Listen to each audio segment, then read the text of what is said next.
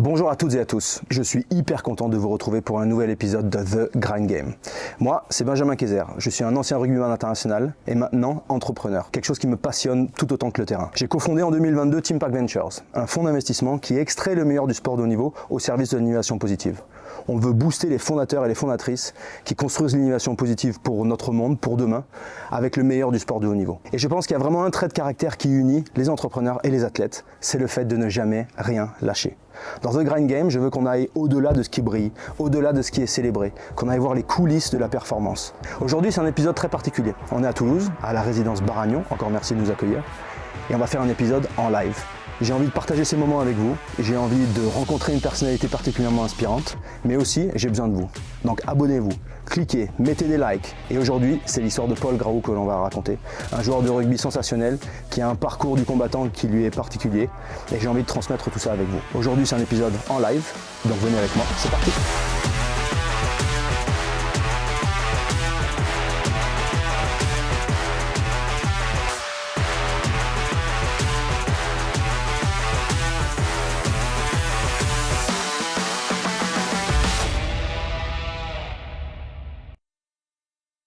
Paul, merci d'être là. Après une énorme journée, on est un mardi, on est à la résidence Baragnon, encore merci pour l'accueil. Tu m'as dit le mardi c'est la journée compliquée, c'est la journée dure, c'est la journée intense, mais pourtant tu avais envie d'être là, parce que tu es curieux, parce que tu as envie d'échanger, et parce que tu as envie de transmettre un peu ton savoir. Donc moi je suis hyper content que tu sois là, merci encore d'avoir répondu présent à l'invitation. Pas trop fatigué ? Et voilà, j'étais ravi que tu me proposes de venir parce que, comme tu as dit, je suis très curieux et même après une grosse journée d'entraînement, j'ai trouvé l'énergie nécessaire pour venir m'intéresser à tout ça. Et voilà, je suis très content d'être là. Ben, nous, on est ravis de t'avoir. Tu as 28 ans, tu viens de faire 28 ans. Il y a un truc, franchement, dans ton CV, on va pouvoir parler peut-être du rôle de ton papa, Stéphane Graou, lui-même en pilier de l'équipe de France et capitaine du FC Auch. On va pouvoir parler de ton grand-père qui était arrière du FC Auch aussi, ce que je ne savais pas. Je crois que tu es cousin aussi d'Arnaud Mignardi. Ouais. Voilà, un petit centre Rabelais qui jouait à Brive et qui mettait des marrons à tout le monde en top 14, quand moi j'y jouais. Mais blague à part, tu as fait partie de cette génération de Auch, de joueurs extraordinaires qui maintenant sont en équipe de France ou au Stade Toulousain, tes coéquipiers. Mais surtout, moi, il y a un truc qui m'a vraiment beaucoup surpris, que je ne savais pas, et je suis désolé de ne pas le savoir, c'est que tu es ingénieur diplômé de l'INSA, comme David Scrella, comme Thierry Dussautoir, mon ancien capitaine de l'équipe de France. Est-ce que tu peux nous parler un petit peu d'abord de l'étincelle de l'école de rugby à Auch, mais ensuite de ce parcours académique que tu as tenu à conserver ? Mais ouais, c'est vrai que j'ai entrepris très jeune faire un post-bac des études d'ingénieur. Voilà, mes parents, comme tu l'as dit, mon père était derrière mon rugby. Ma mère m'a forcément poussé à entreprendre des études. Donc j'ai commencé à l'ICAN, à l'Institut catholique des arts et métiers à Toulouse. Et ensuite j'ai poursuivi à l'INSA Toulouse où j'ai été diplômé l'année dernière. Donc ça a été quelque chose d'assez compliqué de pouvoir jongler sur les deux tableaux, à savoir le rugby professionnel et les études de haut niveau. Et voilà, c'est quelque chose que j'ai mis du temps à assimiler, du temps à trouver le rythme. Et voilà, j'ai réussi à finir l'année dernière. Ça a été, je l'avoue, mon soulagement. Et voilà, aussi du plaisir de pouvoir me consacrer à 100% maintenant à ma passion. Parce que j'avoue qu'on gagne pas mal d'énergie quand même en se focalisant à 100% sur quelque chose. Est-ce que tu penses que Donc moi, j'ai joué pendant 16 ans en pro. J'adore, j'ai toujours adoré le match, le vestiaire, un bus qui gagne, un bus qui perd, ça c'est quelque chose auquel on sera, pour tous ceux qui ont eu la chance de faire du sport co, on sera perpétuellement addict à ce genre de feeling, bien sûr. J'ai toujours l'impression quand je vais faire des commentaires que je pourrais jouer, et puis après je les vois à l'échauffement et je me dis non, c'était pas une très très bonne idée. Notamment les Sudaf sont absolument énormes. Mais j'étais vraiment rassasié de la semaine. J'en ai vraiment vraiment marre de la semaine. Au bout de 16 ans, du lundi au vendredi, c'est extrêmement répétitif, c'est nombriliste. Voilà, on est centré sur nous-mêmes, sur notre petite performance. Alors oui, il y a le groupe, il y a les autres, il y a l'épanouissement, mais au final, on est quand même dans un monde où on te borne nous-mêmes à notre propre hyper-focus. Et je trouve que c'est des mentalités qui sont juste en train de changer à l'heure actuelle. Mais en France, on a tendance à blâmer celui qui n'était pas focus. Regarde, il fait autre chose, il est pas assez concentré sur ce qu'il fait. Et pourtant, il y a de la fraîcheur psychologique à aller chercher dans d'autres tâches. Il y a aussi des compétences à aller chercher dans d'autres tâches. Est-ce que pour toi, les études, c'était aussi un moyen? Alors, je sais que c'est épuisant, je sais que c'était dur, j'imagine que tu as dû bûcher le soir tard, mais c'était aussi un moyen de te reposer, de rafraîchir l'esprit et potentiellement aussi de te dire que le rugby restait un jeu, restait un plaisir, parce que c'était pas uniquement toute ta vie. Ouais, je suis assez d'accord avec toi sur ce que tu dis. C'est vrai qu'il y a des moments dans la saison où c'est quand même une bulle d'air. Mais je pense surtout à des périodes, je vois, j'ai traversé des périodes où j'étais blessé. Et là, vraiment, ça a été une soupape de décompression, de pouvoir aller à l'école, de rencontrer des gens de mon âge, des gens qui avaient des problèmes communs au final. Et parce qu'on est dans le sport de haut niveau, on est dans un cercle fermé, on ne se rend pas forcément compte de la vie réelle qu'ont les gens tous les jours. Donc, ça m'a fait vachement de bien. Et à la fois au rugby, quand ça allait pas aussi, quand je me sentais pas trop bien, pas trop en confiance, ben j'allais chercher un peu cette confiance à l'école, cet enthousiasme-là avec des copains. Donc ça fait vraiment respirer. Et en revanche, juste la limite, c'est que je pense que quand on traverse des périodes, au Stade Toulousain, je pense aux phases finales, des périodes délicates, là, je pense qu'on a 100% à, à avoir d'attention, je veux dire, sur ce qu'on fait au rugby et que là, on peut vraiment se distraire. Si on veut chercher le top de la performance, il faut savoir se consacrer à 100% sur une chose. Ça peut durer une période, mais après, au global, je dirais que j'en retire beaucoup de positifs de mes études parce que j'ai appris beaucoup à savoir faire les deux et ça m'a ouvert aussi l'esprit d'avoir une vie normale d'étudiant alors que j'étais jeune rugbyman professionnel et donc ça m'a appris beaucoup. Je sais pas ce que tu en as pensé, je sais que tu en as fait aussi, donc Ben, moi, j'avoue que j'ai beaucoup grinché quand mes parents essayaient de me pousser quand j'étais au Pôle Espoir à conserver une bribe d'études. Et au final, ça a été une soupape de sécurité, mais aussi un espèce de fil conducteur dans notre développement personnel. Les Anglais parlent de growth mindset, l'idée de développement perpétuel personnel. Et ça me parle énormément. Et je trouve que on a tendance à trop résumer ça à ta qualité de passe, à ta performance de muscu. Et finalement, est-ce que c'est pas toi, la personne la plus costaud dans la tronche qui va pouvoir délivrer dans les moments les plus pertinents? Elle a besoin d'être construite, d'être équilibrée, d'avoir une base saine, d'être capable d'assumer les moments de tension, de stress. Et donc cet équilibre complet, il se retrouve finalement et il est jugé uniquement quand ça va mal. Or, l'ultra-compétition, ça va un peu mal tout le temps. Mais on essaye de gérer ça le mieux possible. Je trouve qu'on fait aussi un amalgame trop rapide en se disant que les athlètes de haut niveau ils laissent passer en fait une fausse impression que tout est facile. Un Roger Federer, on n'a pas l'impression qu'il galère quand il joue au tennis. Un Novak Djokovic, on n'a pas l'impression qu'il doute beaucoup. Mais même Novak Djokovic, quand vous lui parlez, il vous dit, mais attendez, moi je suis perpétuellement soit dans l'exaltation d'un coup que j'ai fait qui est extraordinaire, soit dans la dépression quasi ou la quasi-dépression d'un coup que j'ai loupé. Par contre, là où je suis meilleur que les autres, je reviens à mon état normal plus vite. C'est ça la vraie performance. Et ça, pour le faire, soit on est un peu robotique, les Anglais sont assez bons, soit on est construit d'une autre manière, on se rend compte que c'est pas toute notre vie. On ne devient pas uniquement un joueur de rugby. Et ça, dans des moments clés, c'est vraiment particulier. Et je vous rappelle la stat de Roger Federer, qui dit qu'il a gagné 81% des matchs auxquels il a participé, mais que dans ces matchs, il a uniquement remporté 54% des points. Donc même le GOAT du tennis, même lui, il perd un point sur deux, en gros. Et c'est ça l'ultra-compétition. Et moi, je voudrais qu'on célèbre la capacité à faire comme si tout allait bien, comme si c'était tout simple, plutôt que simplement célébrer les titres à la fin. Et donc justement, pour parler de titres, t'es quand même champion de France en titre, avec le numéro 9 dans le dos. Une saison qui a été compliquée pour Toulouse avec, je suis obligé de le dire, désolé, mais la blessure d'Antoine. Et là, t'as un moment extraordinaire qui est ce titre. Et je voudrais maintenant qu'on rembobine un petit peu et qu'on a justement, plutôt que juste célébrer le fait que t'aies levé le Brennus il y a quelques mois, qu'on rembobine et qu'on se rende compte à chaque moment, à chaque étape de ta carrière, qu'il y a eu des moments très compliqués, pour tous bien sûr, mais aussi pour toi, et comment tu as réussi à les dépasser. Donc si on revient juste en cadet, je crois que tu jouais à Hoche, donc avec toute cette génération qui est pétrie de talent, les Anthony Gelon, Pierre Bourgarit, Greg Aldrit, etc., etc. Et tous ont été amenés, alors peut-être Bourgarit et Anthony Gelon, ils ont une trajectoire un petit peu similaire à la tienne, je crois que c'est l'entraîneur des avants de La Rochelle, Grégory Patat, je crois qu'il les a récupérés. Et Pierre Bourgarit. Voilà, c'est ça. Ouais. Mais c'est pas Greg Patat qui les a récupérés à La Rochelle, parce qu'il était entraîneur des espoirs de Hoche ou un truc comme ça. Mais donc, quand tu vois un peu tout le monde qui décolle, et que toi, tu décolles pas autant qu'eux, comment tu réagis à ça? Ouais, c'est vrai maintenant, on est tous au plus haut niveau du rugby, en top 14 du moins, et c'est vrai qu'on a tous des trajectoires différentes, et la mienne dénote un peu parce que j'ai eu du retard aussi à l'éclosion, peut-être du fait des études, et peut-être du fait que j'avais peut-être moins de talent prématurément qu'eux. et que j'ai dû travailler pour atteindre ce niveau-là. Et comme tu l'as dit, on jouait tous ensemble en cadet.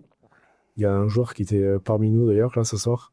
Mais on jouait tous ensemble en cadet. Et donc, Antoine et Anthony ont été très vite au plus haut niveau. Ils ont rapidement rejoint Castres par l'intermédiaire de Serge Nias, qui était entraîneur. Et ensuite, moi, avec Greg Adrit et Pierre Mougarit, on était un an plus jeunes que deux. Et on a poursuivi à Roche. On a joué même en National B, donc l'équipe réserve de Fédéral 1, avec laquelle on a été champion de France. Bravo. C'est un titre niveau autant que le Grenier, celui-là. Et donc, franchement, on a vécu des super années. On avait des coachs qu'on adorait qui nous ont suivis depuis jeunes. Donc, on s'est vachement écoutés. Et lorsque le club, à l'ancienne, c'était FCAG, a déposé le bilan, mais là, c'est posé la question. Donc, forcément, Greg Aldrit et Bogarit sont partis à La Rochelle, appelés par Greg Pata, un Occitan. Et moi, j'avais l'opportunité donc, de rejoindre Montauban. J'avais refusé un an avant d'aller à Montauban parce que je voulais jouer à Auch. Je voulais jouer en équipe première d'Auch, comme mon père. Et bon, ça n'a pas été le cas. J'étais quand même champion de France de réserve. Et au final, c'était l'occasion pour moi de partir parce que sinon le club coulait. Et donc, je suis parti rejoindre Montauban. J'étais quatrième de mêlée. Je n'étais même pas prévu pour m'entraîner à l'équipe professionnelle parce que je jouais qu'à Auch. Et j'y suis allé sans avoir rien à perdre. Donc, j'ai tout donné. Et franchement, je me suis éclaté.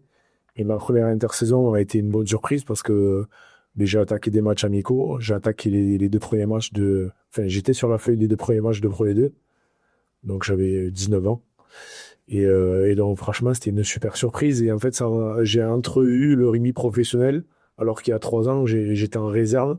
Et donc, ça a été un grand saut pour moi. Et donc, en fait, j'ai touché du bout du doigt ce rêve d'enfant que je pensais impossible à rester en Roche. Et donc, voilà, ça m'a donné une marge de progression, des axes de travail. Et donc, voilà, comme je l'ai dit précédemment, j'ai changé d'école aussi. Je suis passé à l'INSA Toulouse parce que c'est quand même une école, pour ceux qui connaissent pas, qui permettent d'adapter les parcours pour les sportifs de haut niveau. Et de là, j'ai pu m'en dégager du temps pour vraiment faire mes premières saisons en pro. Mais là, tu décris ça comme si c'était une évidence, tu vois, et c'était un parcours un peu classique. Il y a quand même une réalité, sans rentrer trop dans la réalité chiffrée des choses, mais que les contrats à Montauban, quand tu es un jeune qui arrive de fédéral, sont pas les mêmes qu'en top 14 quand tu es champion de France. Donc il y a aussi une capacité aussi à avoir des ressources supplémentaires pour se dire que c'est une vraie carrière, que je pourrais en faire, à gagner suffisamment d'argent pour être professionnel à temps plein. Et pourtant, toi, ça t'a jamais arrêté à t'entraîner comme un fou. Donc le joueur qui est toujours en activité, donc, que tu citais, c'est Rémi qui est à la salle, et qui me disait c'est un bourreau de travail. Et c'est vrai que toi, tu as l'intelligence de dire peut-être un petit peu moins doué naturellement, intrinsèquement à la naissance, quoi, si tu veux, mais par contre un bourreau de travail. Et on est quand même tous assez alignés, je pense, de savoir que le talent, c'est hyper important. La façon dont vous recrutez les gens dans vos organisations, c'est évidemment l'expertise. Les hard skills sont absolument sensationnels. Mais que le talent n'est absolument rien sans travail, et que le travail, au bout du moment, il y a quand même un moment où il va forcément rattraper ses lacunes, rattraper son retard et avoir un impact démentiel. Mais pour nourrir ce travail, il faut avoir quand même une motivation qui est un roche, tu vois, un roc. Et comment tu as fait pour nourrir cette motivation dans cette abnégation des disciplines de travail? Ben, franchement, par rapport au rugby, quand j'ai touché du doigt cet objectif d'être rugbyman pro, je savais qu'il n'y a rien qui était acquis. À partir du moment où on n'a pas 22, 23 ans, qu'on n'est pas un joueur confirmé, ça reste de la Pro D2. Donc voilà, j'étais aussi lucide sur cet aspect-là. Ce qui m'a aussi permis de continuer mes études. Donc j'avais vraiment envie de poursuivre parce que une carrière de Pro D2, bon, c'est court et c'est quand même moins rémunérateur qu'en top 14, on va pas se le cacher. C'est un championnat qui est dur, moins visible, et forcément, moi j'avais envie de terminer mes études, donc ça m'a aussi poussé à ça. Mais ça a mis du temps à se décanter. Quand j'avais vraiment 22, 23 ans, que là j'étais un joueur qui avait déjà 2 ou 3 saisons, là je me suis dit, bon, ça y est, c'est lancé, quoi. C'est lancé, ma carrière est lancée. Et j'ai toujours j'ai toujours su prendre du recul sur ça, sur le fait que c'est pas parce que j'ai fait 3 matchs que c'est bon, je suis rugbyman pro.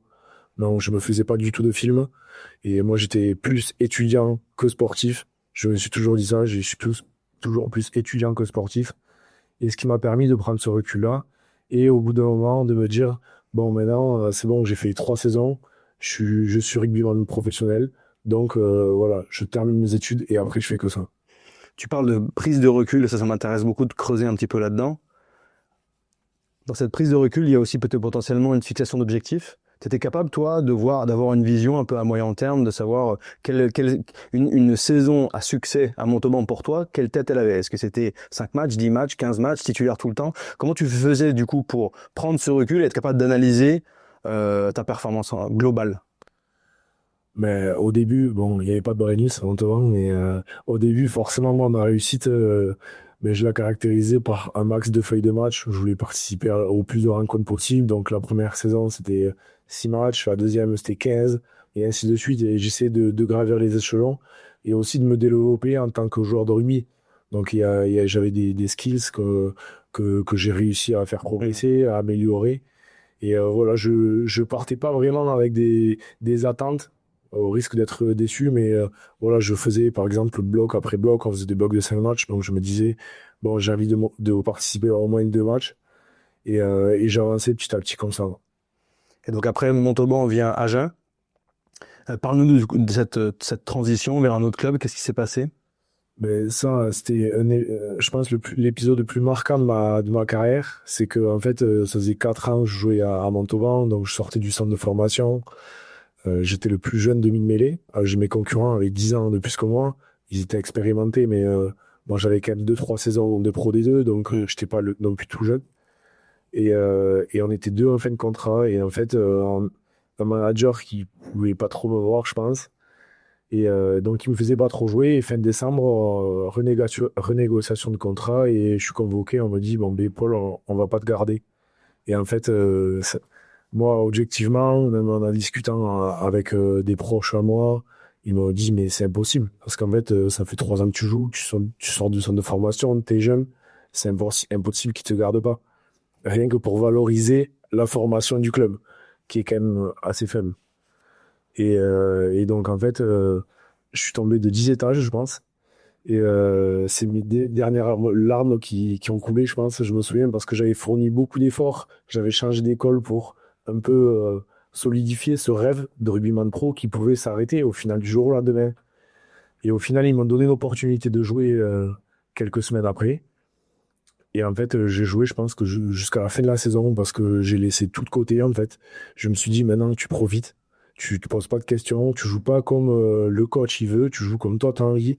Et en fait, ça a été vraiment une libération incroyable. Moi, je me suis pas reconnu. Je jouais, mais décomplexé. Je pense que j'ai fait mes meilleurs matchs avec Montauban. Et du coup, très rapidement, j'ai eu plein d'autres propositions pour continuer en Pro D2. Et Agen, qui était en top 14 à l'époque, me contacte pour être numéro 1. Alors que mon club de Montauban ne voulait même pas que je sois numéro 3. Et donc là, ça a été une surprise et une opportunité aussi que j'ai su saisir. Parce que je savais que eux me faisaient confiance. J'étais en concurrence à Agen avec deux joueurs plus jeunes que moi. Donc j'étais le plus âgé à 23 ans. C'est rare à ce niveau-là. Et donc en fait, j'ai sauté sur l'occasion. Et après, j'ai fait une saison quasi pleine à Agen où vraiment j'avais des responsabilités. Je me suis régalé dans ça. Et je me suis vraiment épanoui. Et voilà, les matchs ont fait que Toulouse, qui cherchait peut-être à consolider son poste, m'a proposé ça. Désolé de remuer le couteau un peu dans la plaie, mais si on revient pile à ce moment, donc tu rentres dans ce bureau, le coach, le manager de cette époque-là, qui apparemment pouvait pas te voir, te demande, bah, écoute, Paul, assis-toi, j'ai quelque chose à te dire. J'imagine que tu devais être assez peut-être potentiellement stoïque, abattu, mais en même temps, bon, c'est pas si tu l'avais mis ton poing sur la gueule, ça aurait rien résolu non plus. Mais quand tu sors de la pièce, qu'est-ce que tu fais? Le premier coup de fil que tu passes, est-ce que t'es tétanisé? Est-ce que tu appelles ton papa? Comment tu gères cette période vraiment traumatique qui se sent franchement quand on parle, même maintenant? Comment est-ce que tu gères l'instantané de ce traumatisme? Ben, j'ai vraiment pris une claque. Donc, en fait, sur le moment, je suis resté quelques instants comme ça, sans pouvoir rien dire. Et ensuite, j'ai posé des questions. Parce que j'avais besoin de comprendre leurs décisions, qui pour moi étaient vraiment nulles, pour être poli. Et donc, j'ai posé des questions. Je leur ai dit, mais pourquoi? En fait, ils m'ont dit, mais Paul, si tu restes, nous, on va pas te faire jouer. Tu vas jouer pendant 2 minutes. Tu vois. Tu vas jouer 600 minutes. Donc moi, je savais même pas ce que ça représentait. Je savais même pas comment ils pouvaient se dire, ce joueur, il va jouer tant de minutes. Pour moi, c'est inconcevable. Du coup, je leur ai dit, mais si c'est moi le meilleur la saison prochaine, vous faites comment? Enfin, vos plans, ils marchent plus. Ils m'ont dit, non, mais tu seras pas le meilleur. Donc en fait, moi, j'étais limite content qu'ils aient pris cette décision parce que je ne me voyais pas évoluer dans un groupe managé par des personnes qui avaient cette vision-là. Parce que pour moi, ça laisse pas la chance aux mecs qui travaillent, en fait. Eux, ils se font des plans sur un CV, ils se font des plans sur un joueur, ses compétences, mais ils laissent pas la place aux joueurs qui se développent, aux joueurs qui travaillent. Donc au final, c'était un mal pour un bien, quoi. C'est un mal pour un bien, puis finalement ils ont retourné en veste parce que c'est toi qui as fini la saison en tant que titulaire. Tu disais, hein, alors grâce à tes performances bien sûr. Souvent on peut essayer de se nourrir de l'adversité comme pour mettre de l'huile dans le moteur. On veut se battre contre les médias qui sont méchants, on veut se battre pour prouver au coach que c'est un con, on veut se battre contre l'opposition. Toi, tu as réussi, parce que tu l'as très bien expliqué au début, à pas forcément transformer ça en une énergie négative toxique, mais vraiment, c'était une libération pour toi. Elle t'a permis de dire, au pire, j'ai rien à perdre, autant que je sois moi-même, autant que je donne absolument tout ce que j'ai sous le capot. Comment tu as fait pour juste orienter l'utilisation de ce traumatisme, pas vers la négativité, tu sais, qui fonctionne, hein, ça fonctionne très bien la négativité, mais c'est souvent court terme. Et finalement, tu l'as orienté vers du lâcher prise, quoi. Ouais, mais comme tu l'as dit, c'était vraiment un énorme levier de motivation où là, je me suis dit, ben, en fait, il croit pas à moi, ben, je vais montrer le contraire. Et montrer le contraire, ben, ça passait par du lâcher prise. Pardon. Et en fait, vraiment, j'ai lâché prise parce que par rapport à mon style de jeu, qui aimait pas, il voulait pas que je déclenche des choses, que je porte le ballon, que je prenne des initiatives. Et au final, ben, c'est ce que j'ai fait en fait. Je me suis dit, j'ai plus rien à lui devoir. Maintenant, je joue pour moi, je joue pour mes coéquipiers et je profite. Et au final, ça a été payant parce que j'ai réussi à faire des bons matchs. Quand on a gagné, on a plutôt fait une bonne saison. Donc au final, ça s'est avéré payant. Et même lui a retourné sa veste à la fin. Il m'a dit, ouais, maintenant on joue comme tu veux, fais-toi plaisir. Donc voilà, il a aussi changé d'avis. Mais voilà, c'est vraiment le lâcher prise, je pense, et me concentrer sur mon plaisir, ma prise de plaisir, qui m'a vraiment fait passer un cap. Je sais pas s'ils ont essayé de te garder à la fin, mais en tout cas, ça me rappelle presque Marc Lévremont qui peut dire que finalement, l'électrochoc qu'ils ont fait pendant les phases de poule en 2011, c'était tout fait exprès. Voilà, c'était pour que le groupe prenne l'équipe en main et se libère. Et donc après, tu pars à Agen et tu continues dans tes performances qui te permettent finalement d'être identifié sur les radars du Stade Toulousain. Parle-nous de tes premiers contacts. C'est quand même moi, j'ai jamais été contacté pour le Stade Toulousain. Donc, je peux vous dire, on peut parler en toute transparence. C'est un club qui est assez mythique, qui a une réputation qui simplement est faite par l'armoire à trophées, mais aussi par une culture et pas des habitués de recrutement intensif non plus. Donc, on a l'impression quand même que c'est vraiment, il faut être parmi les choisis. Parle-nous de cette expérience, comment tu as senti, est-ce que tu penses que tu étais prêt, que c'était le bon moment? Alors oui, il y a un besoin que tu es venu combler, d'accord. Il y a aussi la présence de Hunmele, capitaine de l'équipe de France, enfin qui était peut-être pas capitaine à ce moment-là, mais de l'équipe de France en concurrence à ton poste, que tu connais particulièrement bien. Parle-nous de comment est-ce que tu gères cette décision. Est-ce que c'est flatteur? Est-ce que tu te dis, bah, finalement, avec la concurrence, ça va pas me permettre de m'épanouir? Est-ce que ce qui compte, c'est d'être dans un univers qui va jouer des finales tous les ans? Comment tu as réagi à cette approche? Mais tout d'abord, je me souviens encore de l'appel de mon agent qui m'a dit, c'était le lendemain d'un match contre Bayonne avec Agen, j'avais fait plutôt un bon match. Et il me dit, allô Paul, bon, Hugo, il veut te rencontrer. Je lui dis, mais Hugo qui? Il me dit, Hugo, voilà. Du coup, bon, là, j'ai vite compris, j'avais un grand sourire jusqu'aux oreilles, je pense. Et il m'a dit, il veut te rencontrer avec Antoine.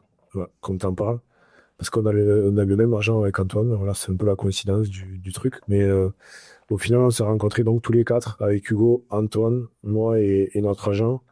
Et voilà, donc moi, forcément, insouciant au possible, j'ai foncé parce que personne ne peut refuser le Stade Toulousain. C'est quelque chose d'énorme, de mythique. Quand on a évolué dans le rugby, encore plus dans le sud-ouest de la France, où pour nous, c'est un peu la religion, quoi. Je me revoyais petit avec des maillots du stade, donc irrefusable pour moi. Et puis j'ai envie aussi d'évoluer au plus haut niveau du rugby. Dans le top 14, c'était encore plus un rêve, donc j'ai envie de croquer cette opportunité. Et au final, tu te dis, bah écoutez, je vais jouer ma partition à moi, mon rugby à moi, ma façon de jouer à moi, et on verra bien ce qu'il en advient.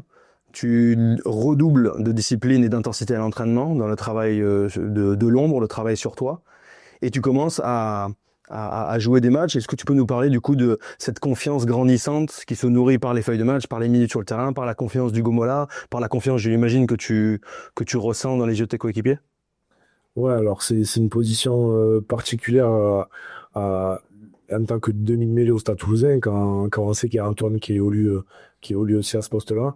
Mais très très vite, j'étais insouciant ma première année. Malgré ma blessure en début de saison, j'ai fait, je pense, 16 matchs sur la deuxième partie. J'étais vraiment trop content. Je profitais. Et puis au rugby, quand même, au Stade Toulousain, c'est un club qui nous laisse pas mal de liberté aussi sur le terrain, qui aime jouer au rugby. Et donc, tous les joueurs de rugby prennent du plaisir. Enfin, nous, on joue pour ça. Les coachs, ils nous entraînent pour ça. Et le club est aussi fait pour ça, parce qu'on a envie de jouer au rugby, prendre plaisir. C'est vraiment les maîtres mots. Donc, pour moi, ça a été une libération par rapport au championnat de Pro D2, qui est un rugby un peu plus fermé. Mhm. Là, vraiment, j'ai pris du plaisir. Donc, vraiment, la première année, c'est que des bons souvenirs.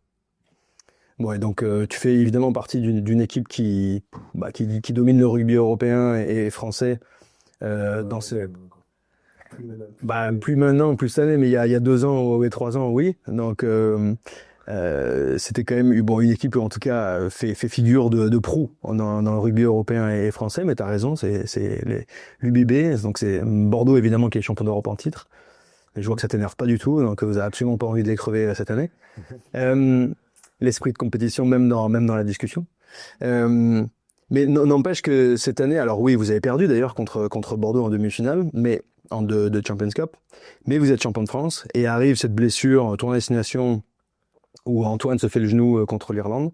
Est-ce que tu peux nous parler de ce moment? Est-ce qu'il y a eu des petites critiques, des articles de presse? Sont-ils capables d'être bons sans Antoine? Est-ce que ça, c'est quelque chose qui est naturel? Parce que sans être méchant et avec qui que ce soit d'autre, il n'y en a pas 500 des Antoine non plus. C'est quand même un cas très particulier, comme tu l'as dit. Peut-être qu'on ne traiterait pas dans ce sport qui est le sport collectif par excellence. Peut-être qu'on ne ferait pas autant attention à un joueur si c'était pas lui. Comment tu traites un petit peu cette presse, cette communication, ce doute? J'imagine que tu l'as jamais vu dans les yeux de tes coéquipiers ni du coach. Et d'ailleurs, je trouve qu'Hugo a été plutôt bon pour souligner quand c'était bien et quand tu avais prouvé le contraire. En fait, si tu veux, même avant le titre, avant la finale.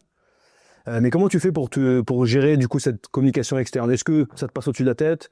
Est-ce que les journalistes ils font leur taf puis ils ont bien le droit d'avoir leur opinion? Ou est-ce que encore une fois tu la nourris? D'ailleurs, est-ce que tu regardais ces articles-là? Forcément, quand Antoine s'est blessé, les projecteurs se sont naturellement tournés vers son remplaçant. Donc, en l'occurrence, c'était moi. Ça a été aussi le cas de Maxime Luque en équipe de France, qui en avait souffert le tournoi précédent avec l'équipe de France. Et donc, vraiment, je savais que j'allais avoir une pression extérieure, comme tu disais, pas interne, parce que mes coachs et mes coéquipiers me faisaient confiance, mais une pression extérieure de l'environnement, parce que le Stade Toulousain, on attend toujours qu'ils soient en finale, on attend toujours qu'ils gagnent. C'est bien, mais on reste quand même des hommes, on a le droit d'échouer des fois, et c'est pas que la faute à un mec, c'est pas parce qu'il y a un absent qu'on a le droit de passer à côté. Donc je savais que j'allais avoir une pression extérieure, mais je savais aussi que c'était le moment, parce que voilà, et la blessure, Antoine, j'étais hyper triste pour lui, mais je me suis dit, bon, maintenant, c'est à toi, donc il faut que tu assures, quoi. Est-ce que des fois tu t'es pris au jeu, et là c'est pas une question piège, hein, est-ce que des fois tu t'es pris au jeu de vouloir presque provoquer des fulgurances pour montrer que toi aussi tu étais capable de faire des exploits individuels? Est-ce que des fois tu as l'impression de jouer un peu contre nature pour prouver quelque chose à d'autres, ou tu es tout le temps resté dans ton rail à toi, ta façon de jouer à toi? Non, je pense qu'on a des similitudes avec Antoine sur notre style de jeu. On a des neufs qui aiment emporter le ballon. Ouais. Après, je sais très bien qu'il a des capacités hors normes. C'est le crème de ce sport. Mais après, voilà, on a des qualités différentes aussi des fois. Donc, moi, il fallait que je me concentre sur mon jeu, à moi, ce que je savais bien faire. Et ça aurait été une erreur, je pense, de vouloir trop en faire. Et je serais passé à côté de choses. Donc, voilà, mais après, le staff était aussi là pour me le rappeler, t'inquiète pas. J'en doute absolument pas. Et parlons un peu quand même de passer à la caisse. Et donc ces demi-finales, parlons de ces phases finales en tant que titulaire, ou que vous gagnez, remportez un Brennus. Est-ce que c'était aussi beau et c'est aussi extraordinaire et aussi différent de ce que tu avais pu vivre les années d'avant? Mais c'est vrai, les années d'avant, mais j'étais sur le banc, au Vélodrome, c'était une finale un peu hors du commun, on met quasiment 60 points à Bordeaux, donc c'était une parenthèse, on n'avait pas vraiment conscience de ce qui était en train de se passer sur le terrain. Même quand je suis rentré, c'était un truc, ben, j'oublierai jamais, c'était ce sentiment. Et après à Bordeaux, enfin l'année dernière, face à Bordeaux, pardon, c'était une finale ben, énorme aussi. Enfin, vu le scénario, les prolongations, un match de 100 minutes. En plus, j'ai eu la chance de faire les 100 minutes. Donc franchement, c'était un match de fou. Et en fait, même aujourd'hui, quand je regarde les images, je me dis, mais c'était pas nous en fait. C'était pas nous. Et parce qu'on a du mal sur le moment, on prend pas de recul sur le moment pour réaliser ce qui est en train de se passer, pour réaliser qu'on est au Stade de France, pour réaliser que c'est la finale et qu'il y a 88 personnes et qu'une saison est en train de se jouer. Parce que si on se pose ces questions, ben, on passe à côté du plus important, c'est ce qui se passe sur le terrain. Donc, non, on prend pas ce recul-là, on le prend bien après, je pense. Donc la vraie question, est-ce que c'était plus agréable, moins agréable ou absolument pareil que gagner une finale avec Hoche, avec la réserve? Non, c'était hors norme. Ça n'a rien à voir. Après, j'en gardais très bon souvenir de Hoche. C'est un titre différent, mais là, c'est un aboutissement. Je pense qu'il y a tout joueur de rugby a envie de soulever le Brennus en tant que, même comme titulaire ou remplaçant, mais soulever le Brennus au Stade de France. Donc, franchement, c'est un rêve qui s'est réalisé. En plus, avec ce scénario-là, c'est la petite cerise, quoi. C'est que, en fait, ça fait que l'émotion était d'autant plus forte. Donc, non, c'est encore mieux que la réserve.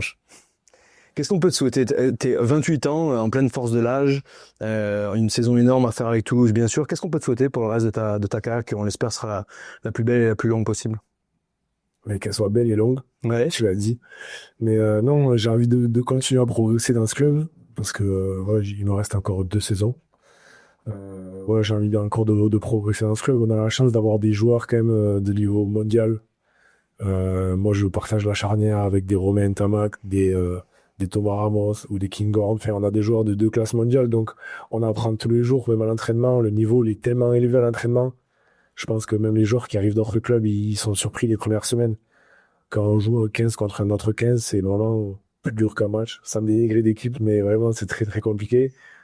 Et donc, voilà, c'est ce qui fait qu'aussi, on a envie de rester au Stade Toulousain. Et moi, ce qu'on peut me souhaiter, c'est de continuer à progresser, franchir les étapes et voilà, voir jusqu'où on peut aller. Et donc, tu as une routine que t'as mis en place justement pour nourrir ce développement personnel. Est-ce que tu t'écris tes objectifs dans un petit carnet? Je sais que c'est Gaël Figo qui me parlait de ces objectifs court terme, moyen terme, long terme. Il essayait avant même d'avoir l'œil du coach et le feedback du coach, bien sûr, ça fait partie de la performance. Est-ce que toi-même, je sais pas, tu as un passage à l'écrit? Est-ce que tu essaies d'enrichir une palette un peu différente? Est-ce que tu fais appel à d'autres sports, d'autres techniques? Je sais pas si vous avez vu Victor Wembanyama, là, le joueur de basket, qui a passé son été avec les moines Shaolin pour travailler son élasticité et sa flexibilité. Enfin, voilà, est-ce que tu tentes des trucs comme ça un peu différents pour continuer à progresser? Non, je regarde beaucoup d'autres sports, donc forcément, j'essaie d'en tirer du positif, des choses à améliorer, mais après, on a quand même un staff sportif ultra fourni, ultra compétent, et c'est vrai qu'eux, ils nous donnent forcément toujours des axes d'amélioration, donc que ce soit même le staff médical aussi, parce qu'on a toujours des petits bobos à soigner, des choses à améliorer pour prévenir des blessures. Donc non, je j'ai pas vraiment de routine particulière. Juste à part le travail, c'est ma routine. Donc tous les jours je vais au stade, on me dit voilà Paul, il faut que tu travailles ça, ça et ça. Et voilà, je travaille parce que je prends du plaisir à faire ça, parce que aussi d'avoir fini mes études, je sais le prix que j'ai payé pour en arriver à être à là, et je sais que maintenant je peux profiter. Donc au final, moi je profite en travaillant, en progressant, en me voyant progresser et en faisant des copies, des bonnes copies le samedi soir. Magnifique. Avant peut-être de prendre quelques questions de la salle, quelques questions un peu plus rapides. Est-ce qu'il y a un athlète, une athlète qui t'a toujours inspiré, qui a été un peu un phare dans la tempête pour toi, jeune, maintenant? Ben, je pense à Johnny Wilkinson, Ouais. parce que ben, j'avais dû soigner, mais c'est quelqu'un qui était ben, un bourreau de travail. Il était ultra perfectionniste, il a travaillé son mauvais pied pour pouvoir taper les deux pieds. Enfin, c'était quelqu'un de obsédé, Mhm. au bon sens du terme, mais qui était voilà, obsédé par la performance et qui s'est révélé comme ça. Et c'est quelqu'un qui de lui-même a avoué que cette obsession, des fois, il laissait prendre le dessus. sur son équilibre à lui, et ça sans doute il n'avait pas assez d'équilibre parce qu'il n'était pas assez large de base sur d'autres centres d'intérêt, sur peut-être un univers familial un peu plus solide. Donc apparemment un coéquipier exceptionnel, un bourreau de travail, mais sans doute cette obsession, des fois il faut faire gaffe à ce qu'elle dépasse pas les limites quand même. Non, je suis d'accord avec toi. Il faut cadrer le truc, donc c'est pour ça qu'avoir quelque chose à côté, ça peut nous ouvrir les yeux un peu pour pas se laisser un peu déborder, quoi. Est-ce que tu as un livre de chevet, un documentaire, un film que tu aimes regarder, ou quelque chose qui t'a inspiré pareil, ou que tu regardes de temps en temps? Bonne question, mais il y a des intérieurs sport. Mhm. Ça me parlait de films, je pense à ça naturellement. Ben, j'adore les reportages de Canal, l'intérieur sport, même les reportages sportifs. Et ça va être une redite, mais celui de Johnny Wilkinson, où on le voit le matin arriver 1 heure avant les autres, partir 1 heure après, à faire des répétitions jeu au pied. Voilà, je pense que j'ai dû le regarder 52 fois étant plus jeune. Et voilà, c'est ce que j'essaie de suivre aujourd'hui pour travailler. Je vous recommande aussi, je l'avais vu, celui-là je le trouve très bon. Dans Team Pact, on a la chance d'être associé avec Nicolas Karabatic, le GOAT du handball, qui est un mec comme toi, souriant, sympathique, hyper décontracté, très smart, vraiment quelqu'un d'hyper attachant. Et il y a un intérieur sport sur sa blessure qui se fait à peu près 6 mois avant les JO de Tokyo, où il finit en plus, après il a une phlébite, et donc il finit alité en plein Covid, une semaine avant Noël, donc sans famille, sans rien, parce qu'en plein Covid, les hôpitaux étaient fermés, et alité parce que si tu poses un pied au sol, on ne sait pas où va finir cette phlébite, donc c'est évidemment particulièrement dangereux. 6 mois avant les JO, tout seul, ceux qui pensaient être à cette époque-là ses derniers JO. Et en fast-forward de 6 mois, non seulement il fait les JO, mais en plus ils sont champions olympiques à Tokyo. Et on voit toute sa rééduque, et là il n'y a plus de sourire. Il n'y a plus de décontracte. Là, on voit une espèce de bourreau de travail qui devient fermé du visage et qui se transforme même de l'intérieur. Et j'ai l'impression de voir pas cette bipolarité, c'est évidemment extrême, mais on la retrouve un peu chez toi, si tu veux, relax, sympa, souriant, mais quand il s'agit de bosser, très très dur et d'être à fond, non? Ouais, non, je pense que il faut le voir comme ça, en fait. Ça reste du plaisir, mais à la fois, je pense, si on veut être efficace, il faut fixer des objectifs à moyen terme, pour lui, en l'occurrence. Et voilà, et rester fixé dessus, mais un peu la tête en bas, on va dire, et travailler. Moi, c'est comme je fonctionne, et donc forcément que lui, ça a bien marché, puisqu'il a été champion olympique, mais je pense qu'il faut se mettre dans une bulle et garder de vue son objectif. Alors, si on dit peut-être que le pire moment de leadership que tu as vécu, c'est ce coach de Montauban, finalement, qui a été trop centré, qui a été trop peut-être petit d'esprit à ce moment-là. Mais à la limite, au moins, il a eu l'objectivité de te laisser titulaire jusqu'à la fin de la saison, donc au moins, il a ravalé sa page. Et le meilleur moment de leadership que tu as pu vivre, et s'il y en a un qui te revient en tête, quel aurait-il? Un discours, un acte, un geste, quelque chose qui t'a soutenu toi ou un de tes coéquipiers, la façon dont un coach a pu te protéger ou aider quelqu'un. Est-ce qu'il y a un moment en particulier dans le leadership qui t'a marqué? J'ai du mal à retenir un moment précis, mais après, c'est vrai qu'au Stade Toulousain, comme tu l'as dit, bon, Hugo, là, forcément, en fin de saison, quand on est 40 joueurs, 40 potentiels joueurs qui peuvent être sur la feuille de match, par exemple, pour la finale, mais sur ses discours d'avant-match ou même à l'entraînement, quand il doit dire une composition, moi, je pense que c'est là où c'est vraiment important que ça se joue parce que on a tous envie d'y être et lui, il doit faire un choix. Donc, des fois, j'aimerais pas être à sa place pour me gratter la tête parce que on est beaucoup à mériter d'y être. Mais là, je pense que je me souviens de discours qui vraiment mettaient en valeur aussi les mecs qui n'étaient pas concernés. Donc ça, je trouvais joli parce qu'au final, on fait un sport collectif. Et ceux qui brillent, c'est pas tout le temps ceux qui ont travaillé toute l'année. Donc voilà, il fallait mettre en valeur les joueurs qui n'étaient pas concernés et donner confiance aux joueurs qui étaient sur le terrain parce que c'était eux les emblèmes et c'était eux qui allaient nous amener au bout. Donc je retiens beaucoup de discours de finale pour avoir la chance d'en avoir joué. Ouais, merci. Rappelez le nombre de finales que vous avez joué récemment. Je vais ouvrir les questions. Merci, Paul, franchement, canon. Merci d'avoir retracé un petit peu ta carrière. Je trouve ça fascinant simplement de pas juste célébrer encore une fois le Brennus, mais de se voir qu'il y a eu des moments de doute, il y a eu des moments de tension. Il y a ton papa, tu m'as dit, qui est souvent un peu le premier filtre qui va venir et t'aider dans ta performance, mais j'imagine qu'il y a aussi une épaule et un soutien quand on a besoin. Il y a aussi, c'est Philippe Lucas, je crois, l'entraîneur de Laure Manodou en natation, qui disait « Je sais pas si le travail paye. Je sais pas. » Je vous fais pas son accent avec la langue. Hein. Je sais pas si le travail paye. Je sais juste que si on travaille pas dur, c'est impossible de gagner. Il n'y a pas de conséquences directes au travail qui amène et qui égale gagne. Ça n'existe pas. Tout le monde travaille dur. Par contre, on sait juste que si on travaille pas dur, c'est absolument impossible. Et c'est mission impossible de le faire depuis le début. Donc voilà, ça me fait vraiment plaisir qu'on ait pu retracer un petit peu tout ça. Encore une fois, merci franchement pour ton temps, ta sympathie et ta simplicité. Preneur de questions peut-être si vous en avez. Vas-y. Moi, j'avais une question. Vous avez beaucoup d'objectifs en tant que sportif de haut niveau. Alors, je dirais pas forcément à long terme, plutôt court terme, sur une saison, sur peut-être le futur club, ce qui s'est passé avant sur un championnat, etc. Chaque année, vous vous remettez en question.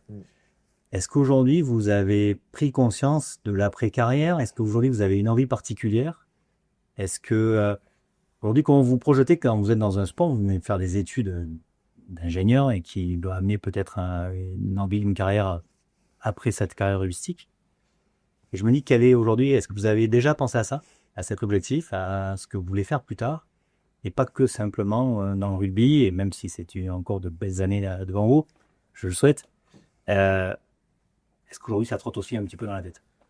Alors, ça a trotté beaucoup, donc c'est pour ça que je suis allé au bout de mon diplôme, que j'ai fini l'année dernière. Et j'avoue que maintenant, ça fait 1 an, je me suis laissé quand même 2-3 saisons pour vraiment profiter à 100% de ça. Je sais que j'ai toujours cette opportunité-là pour être sur le marché du travail à mon après-carrière, pouvoir évoluer en tant qu'ingénieur. On a la chance avec le stade d'avoir beaucoup de partenaires aussi, donc je rencontre au travers dans les après-matchs, je discute de ça, donc je sais que ça plaît aussi d'avoir cette double casquette, sportif et ingénieur. Donc je sais que je pourrais trouver des opportunités, ça me plairait aussi.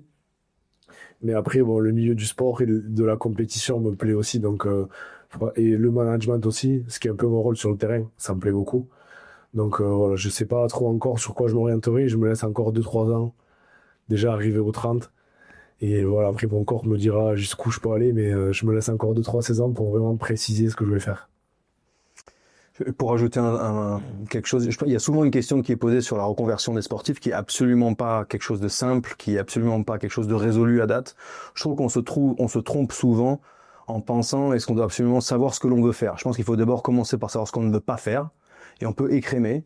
Et on pense, nous, que si on choisit une voie et finalement qu'on s'est trompé et qu'on en rechange, ben, c'est un échec. Mais vous tous et toutes dans la salle, vous avez changé 10 fois, j'imagine, de trajectoire professionnelle et c'est normal. Il y a des évolutions, mais nous, c'est tellement différent de ce à quoi on avait l'habitude de faire que c'est un changement qui est tellement à 180 degrés qu'à la limite qu'on peut pas se permettre de rechanger, sinon ce serait un échec.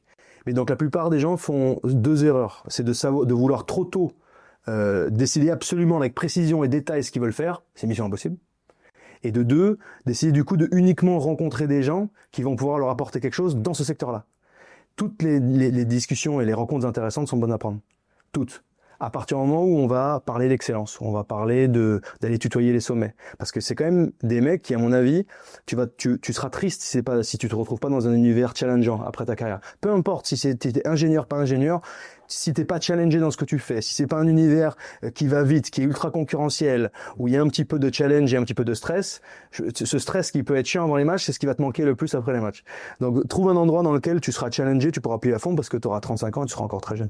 Non, je suis d'accord avec toi. Et j'ai déjà ce recul-là parce que des anciens coéquipiers à moi qui évoluent maintenant sur le marché du travail, enfin, qui sont dans la vie active, eux, leur retour, c'est ça. En fait, ce qu'ils me disent, c'est que moi, j'ai travaillé 2 ans dans un bureau, mes journées, c'était plat, je prenais pas de décision. Au final, c'était dur. Parce que nous, on est dopé à l'adrénaline, on est dopé à la compétition, au travail. Enfin, on a besoin de sensations. Tu sais très bien ce que c'est. Quand tu arrives le samedi, que tu es excité, mais c'est pas pareil, on n'a pas les mêmes émotions et je pense qu'on a besoin de ça aussi dans notre après-carrière et aujourd'hui mes anciens coéquipiers qui sont épanouis dans leur travail, c'est des gens qui ont des responsabilités, des gens qui gèrent, qui sont managers, des gens qui ont des employés ou qui font leur business, mais c'est des gens, je pense, qui ont besoin de travailler, qui ont besoin d'avoir une adrénaline, quelque chose comme ça. Je rajoute je prends une autre question après, mais justement une anecdote de mon côté. On parle d'adrénaline. Ça m'est arrivé, moi, juste 2 fois qu'un match soit annulé au moment où on allait rentrer sur le terrain gelé, orage, enfin bref, ça arrive vraiment peut-être une fois tous les 3-4 ans, mais ça arrive de temps en temps. Et vous pensez que tous les joueurs sont déçus, sont profondément déçus.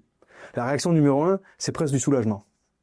Je vois Greg Lambollet qui est là-bas. Quand on joue dans le 5 de devant à Toulouse ou à Clermont, etc., on se prépare pour un sacré combat. Il y a une tension qui est absolument extrême. On sait que ça va faire mal, on sait que ça va piquer, on sait que ça va être très très tendu. Donc la première sensation, c'est du soulagement. C'est pas une déception, c'est du soulagement. Peut-être malheureusement, je pense que ça t'est arrivé dans ta carrière et moi aussi, quand on est remplaçant et qu'on rentre pas, c'est l'humiliation ultime. Et pourtant, quand tu rentres pas, tu te dis au pire, au pire, voilà, je peux pas faire de bêtises. Et moi, après ma carrière, je m'étais toujours dit, tu vois, j'ai fini, donc je voulais plus m'entraîner d'ailleurs, ce qui était une erreur énorme. Et je me suis dit, au moins, j'aurais plus ce stress. 4 ans plus tard, j'ai la chance de commenter le match d'ouverture France-Nouvelle-Zélande pour TF1 de la Coupe du Monde 2023. Et là, je sentais vraiment, le commentaire, ça me vient naturellement, j'aime ça et j'ai vraiment pas de pression. Avant ce match-là, ils te disent 10, 9, 8 avant la prise d'antenne. Et là, j'ai une pression qui me montait parce que le match était quand même particulièrement important pour notre pays, pour cette Coupe du Monde qu'on avait à domicile, etc. Et ce stress qui m'a tordu les boyaux, je me suis rendu compte que c'est ce qui me manque le plus dans le rugby. Donc tout ce que tu détestes là, c'est ce qui fait que c'est tellement important et ça décuple le plaisir in fine. Et donc cette gestion du stress au service d'eux, tu as totalement eu raison de le dire, on est addict à cette pression. Ouais. On est animé par ça et c'est pour ça que tu bosses beaucoup plus que tu devrais. Pour un job normal. Voilà. Ouais, je suis d'accord. Pour les doper. Voilà. Surtout lui, hein. Moi, j'étais pas. Vas-y.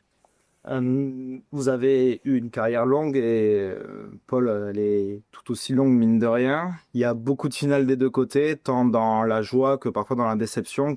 Quelle est l'essence secrète pour se remettre en route, se rediscipliner, se remettre au charbon, reprendre des coups? Qu'est-ce qui se passe à l'intérieur de vous, ou même en équipe de France, où il y a un peu cette posture de 1,5, pas forcément de 2. Comment on fait pour avoir cette stratégie cérébrale de se mettre en route? Tu peux parler de la victoire, moi je parle de la défaite si tu veux. Ouais. Il disait repartir au charbon, ça c'est plus trop, je pense. J'étais pas trop au charbon, moi. Non, mais la réalité, c'est que si j'avais gagné toutes les finales auxquelles j'ai participé, j'aurais un sacré CV. Un gros CV. Oui, non, mais bien sûr. Mais je suis le joueur de l'histoire de notre sport qui a perdu le plus de finales de Coupe d'Europe. Il y a personne qui en a perdu autant que moi. J'ai mis beaucoup de temps à le ressasser. C'était devenu vraiment c'était une obsession personnelle. Mais l'obsession personnelle d'une performance pour une performance individuelle, elle est totalement à l'opposé de ce qu'est le rugby. Donc à la limite, j'ai vraiment fait une erreur, moi, de ce point de vue-là. Je pensais que plus je perdais de finales, plus j'avais le droit d'être plus triste que les autres. C'est pas vrai. On appelle ça 5 finales de Coupe d'Europe, mais la première, c'est en 2005. Bobo, je crois que tu étais d'ailleurs au Stade Toulousain. Et la dernière, c'est en 2017. Mais je suis pas la même personne. Je suis devenu père de famille. C'était pas le même club, c'était pas le même stade, c'était pas le même arbitre, c'était pas le même adversaire. Et même moi, ma performance dans ce match-là, elle était tout le temps différente, bien sûr. J'avais 20 ans, je me souciais de rien, je jouais avec Christophe Dominici et tous les autres qui me faisaient rêver. Ou j'avais 35 ans et j'étais père de famille et puis j'étais leader du groupe, donc c'était plus important. La réalité, elle est que j'ai fait une erreur d'essayer d'être trop centré sur ma déception personnelle. Et le jour où c'est pour ça que ça me plaît beaucoup quand tu as parlé de lâcher prise, cette déception de quand le mec de Montauban ne veut plus te garder, de lâcher prise. Moi, c'est ma dernière saison. Et au final, c'était plus... Pour moi, c'était me dire, quitte à arrêter, parce que je savais que moi que j'allais arrêter ma carrière, c'était sur une décision médicale, quitte à arrêter, je vais laisser une trace positive derrière moi. Et donc, je voulais essayer de transmettre un maximum à mes coéquipiers pour que, même si moi j'étais plus sur le terrain, à la limite, ils puissent garder un petit peu de moi. Et au final, ce rendu, ce lâcher prise, ce don vers les autres, c'est ce qui a fait que cette année-là, on a fait une saison extraordinaire, qu'on est champion de la petite Coupe d'Europe. Je suis pas, je me mélange pas encore les deux Coupes d'Europe, mais c'était la petite. C'est mieux que 0. C'est mieux que 0, bien sûr. Et c'est ce qui a fait qu'on a annulé ça. Donc il faut se rendre compte que tout le monde n'arrive pas en finale. Il y en a aussi qui font une carrière entière sans jamais voir le Stade de France. Et c'est des vraies carrières. J'ai eu la chance aussi de remporter 2 Brunus avec Clermont, avec le Stade français. J'aurais adoré en rencontrer plus. Mais c'est pas le sort. Je pense dans ma carrière, il y a un match où là, je me dis, franchement, celui-là, on aurait dû le gagner. C'est une finale de Coupe d'Europe perdue 16-15 à Dublin, où Dylan Armitage fait comme ça à Brock James, là, quand il va marquer un essai. C'est le seul match où là, je me dis vraiment, les dieux du rugby étaient pas contre nous. Tous les autres, on est battus contre une meilleure équipe. Peut-être quand on est battu contre une meilleure équipe, qu'est-ce qu'on fait? On retourne bosser, et on essaie de donner un maximum, et on essaie de repartir au Stade de France. À l'inverse, eux, ils sont en haut de la montagne. Ils font des finales souvent, mais ils sont obsédés par le fait de se dire tous les autres veulent nous tuer. Et ça, c'est une position qui est évidemment plus confortable, parce que l'armoire à trophées, elle est remplie, mais qui est tout aussi difficile. Ouais, mais pour rebondir sur ce que tu dis à la fin, c'est vrai que les dernières finales qu'on a eu à jouer, on les a toutes gagnées. Et la dernière déception, c'était la demi-finale à Bordeaux. Et là, vraiment, dans notre saison, je pense que ça, c'est peut-être vu de l'extérieur, mais ça a été un élément déclencheur. C'est-à-dire qu'on a changé vraiment de braquet sur la fin de saison. On a pris conscience de nos failles qui ont été visibles, trop visibles par les Bordelais. Et donc, en fait, on a travaillé sur ça et on s'est dit, bon, maintenant, notre objectif, c'est de conserver le Brennus. On en avait 2 déjà avant d'affilée. Et on s'est dit, là, il faut faire un triplé. Donc en fait, on avait un objectif qui était encore plus fort que ceux des années avant. Et on s'est dit, maintenant, on le lâche pas. Et en fait, on est reparti au travail, comme tu disais, sauf que c'était la fin de saison. Et on allait chercher ce Brennus. Et après, ben, t'en profites une semaine, tu fais un peu la fête. Et très vite, en fait, début août, Hugo, il te convoque, il te dit, bon, ben voilà, là, ça repart, c'est une nouvelle saison. Mais tout le monde veut vous crever, vulgairement. Mais donc là, il va falloir travailler encore plus, se réinventer, voilà, préciser encore notre jeu parce que tout le monde va vouloir nous tomber dessus quand on se déplace à l'extérieur ou même à domicile. Donc on sait que ça va être encore plus dur. Et nous, de l'intendant au président, on est tous alignés par le fait de faire un quadruplé pour rattraper la génération des années 90. Donc voilà, on est tous motivés par ça. En fait, je pense que c'est l'histoire du club. Je pense que je vois Greg là-bas, il doit le savoir encore mieux que moi, mais on est tous animés par le dernier trophée. Donc on repart très vite au travail et voilà, un objectif qui est fin juin. Moi, j'ai une question parce que l'angle d'attaque de l'entretien, c'est quand même de faire le parallèle entre le sport de haut niveau, le milieu de l'entreprise, etc. On est aussi dirigeants ou dirigeantes, que ce soit pour nos équipes ou les équipes des clients qu'on accompagne. Il y a du travail, il y a du process, il y a à réduire l'aléa au maximum, etc. Vous êtes sportif de haut niveau, vous pratiquez un jeu quand même tous les jours. Et dans la transposition avec le décisionnel dans l'entreprise, quelle est la place de l'instinct, de l'intuition dans le quotidien, à quel moment ça vient se conjuguer avec le process, le travail, les combinaisons pour vous, les process pour une entreprise? Quelle est la place de l'instinct ou de l'intuition encore à ce niveau-là d'extrême performance? Mais justement, à Toulouse, ils parlent beaucoup de ça, d'instinct, d'intuition, parce que et malgré que ce soit un jeu, malgré que ce soit structuré, plus ou moins dans certains clubs, mais à Toulouse, ils nous laissent beaucoup de liberté sur le terrain, à savoir s'adapter à des situations. Donc je pense que ça peut être transposable dans l'entreprise, parce qu'en fait, quand on rencontre un problème, on nous a appris comment le résoudre, mais on nous laisse aussi la chance de pouvoir créer notre solution et voilà, s'adapter.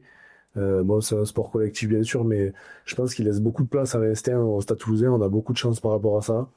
Et c'est aussi là qu'on prend du plaisir parce que des fois, on débloque des situations qu'on pensait irrésolvables. Je sais pas si c'est correct, mais au final, on a cet instinct-là et je pense que les entraîneurs, ils nous entraînent à ça.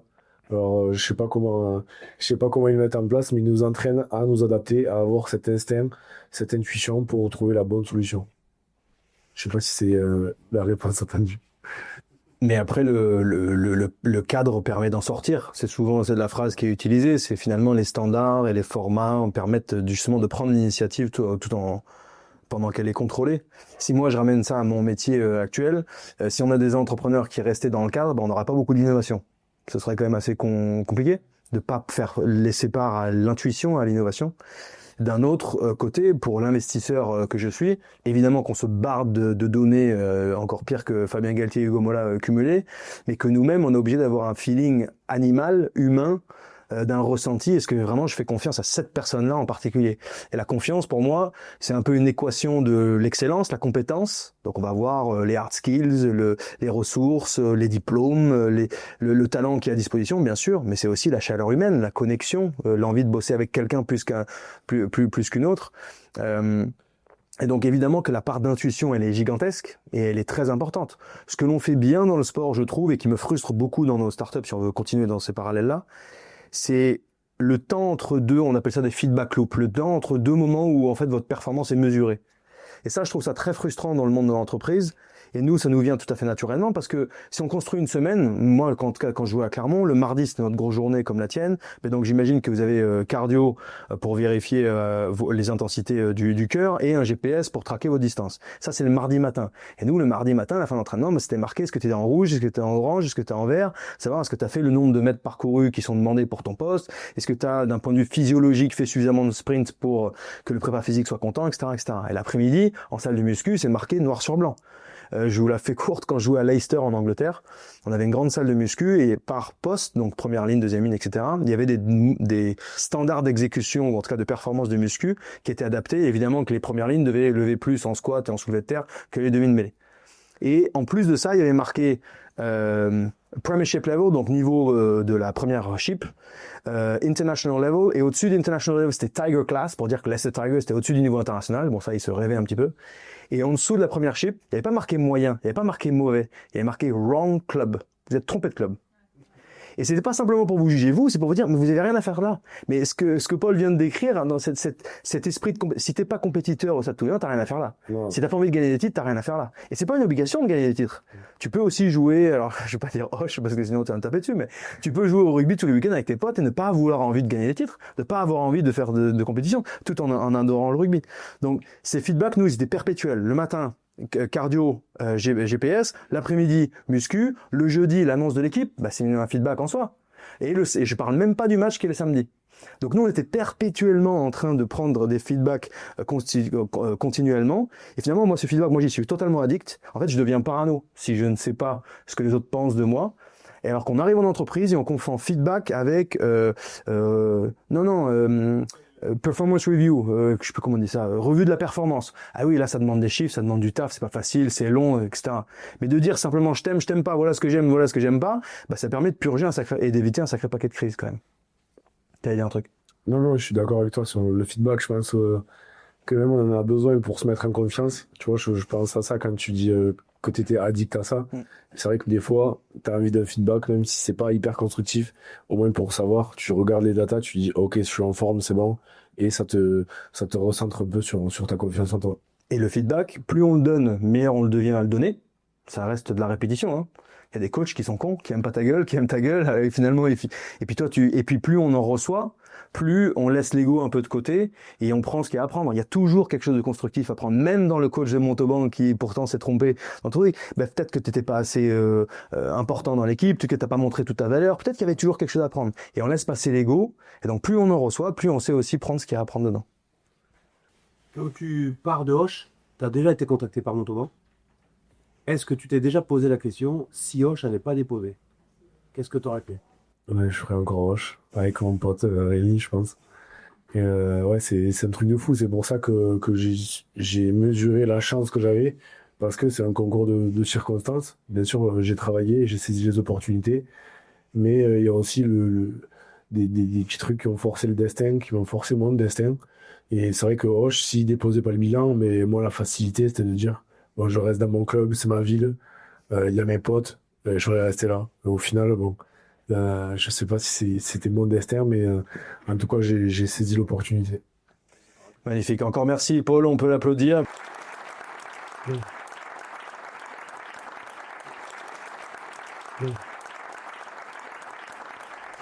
Et c'est fini l'épisode avec Paul Graou. J'espère que vous avez pris autant de plaisir à le regarder et à l'écouter que moi à l'enregistrer. Un personnage attachant, un parcours extrêmement singulier. J'ai vraiment pris beaucoup de plaisir dans cette discussion. Maintenant, partagez cet épisode, likez la chaîne, envoyez-nous vos commentaires parce que j'ai envie de savoir que ça vous plaît, bien sûr, mais j'ai aussi envie de savoir quelles questions vous aimeriez que je pose à mon prochain invité et qui inviter.